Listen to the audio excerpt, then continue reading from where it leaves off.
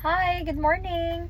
So marami nagtatanong if yung VA ba merong 13th month pay o bonus. Kasi guys, yung bonus versus 13th month pay, yung bonus kasi kusang loob yun ng client if bibigyan ka o hindi. So wala siyang calculation. If 13th month pay, calculated talaga yun. Yun bang parang sa BPO na 30, yung sahod mo sa isang buwan, parang ganun.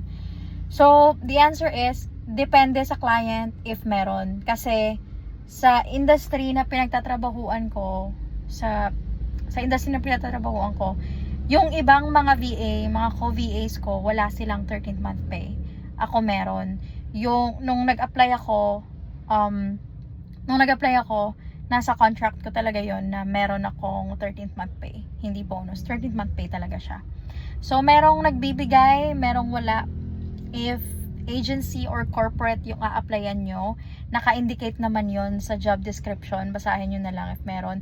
Pero mostly talaga guys, hindi. Swerte kayo if meron kayo makitang direct client na nagbibigay ng 13th month pay.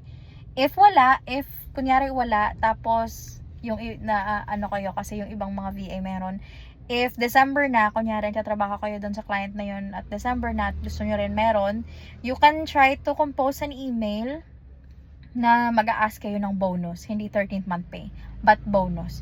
Sabihin nyo lang na, I'm just wondering if meron bang bonus na binibigay, ganyan. Chat GPT nyo na lang, madali lang naman yun. So yun, hindi lahat merong 13th month pay, pero pwede kayong humingi ng bonus. Yun.